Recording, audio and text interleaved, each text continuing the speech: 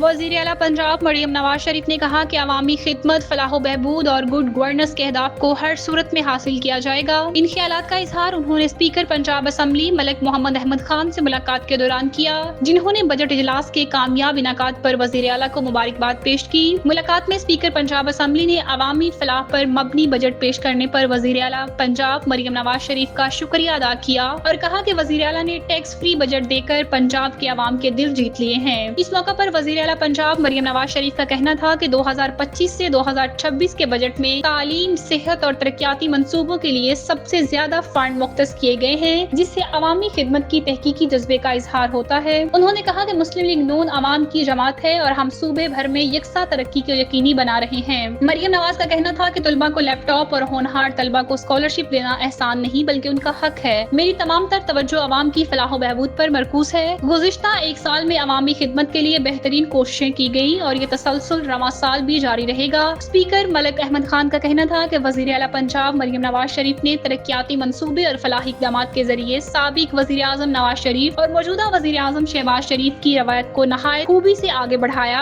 अवामी budget और तरक्याती vision इस बात का सबूत है कि पंजाब हुकूमत अवाम की खिदमत को अपना अव्वलीन फर्ज समझती है।